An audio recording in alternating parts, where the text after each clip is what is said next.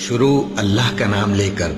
جو بڑا مہربان نہایت رحم والا ہے۔ کہہ دو کہ جو شخص جبرائیل کا دشمن ہو اس کو غصے میں مر جانا چاہیے،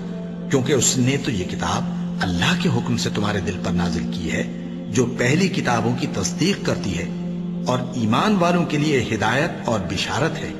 جو شخص اللہ کا اور اس کے فرشتوں کا اور اس کے پیغمبروں کا اور جبرائیل اور میکائیل کا دشمن ہو تو ایسے کافروں کا اللہ دشمن ہے۔ اور ہم نے تمہارے پاس سلجھی ہوئی آیتیں ارسال فرمائی ہیں اور ان سے انکار وہی کرتے ہیں جو بد کردار ہیں۔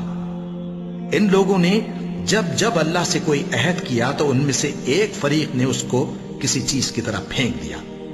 حقیقت یہ ہے کہ ان میں اکثر بے ایمان ہیں، اور جب ان کے پاس اللہ کی طرف سے پیغمبر آخر الزماں صلی اللہ علیہ وآلہ وسلم آئے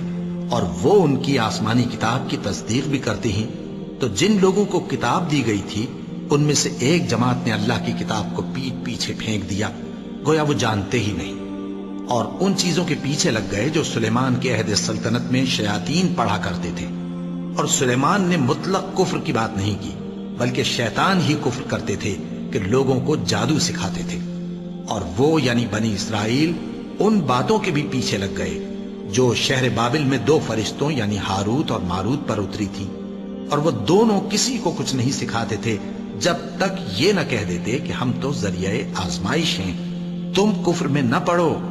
غرض لوگ ان سے وہ چیز سیکھتے جس سے میاں بیوی میں جدائی ڈال دے، اور اللہ کے حکم کے سوا وہ اس چیز سے کسی کا کچھ بھی نہیں بگاڑ سکتے تھے،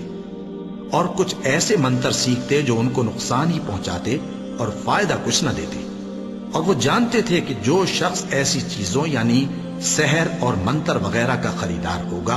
اس کا آخرت میں کچھ حصہ نہیں، اور جس چیز کے عوض انہوں نے اپنی جانوں کو بیچ ڈالا وہ بری تھی۔ کیا اچھا ہوتا جو وہ اس بات کو جانتے، اور اگر وہ ایمان لاتے اور پرہیزگاری کرتے تو اللہ کے ہاں سے بہت اچھا صلہ ملتا۔ کیا اچھا ہوتا جو وہ اس سے واقف ہوتے۔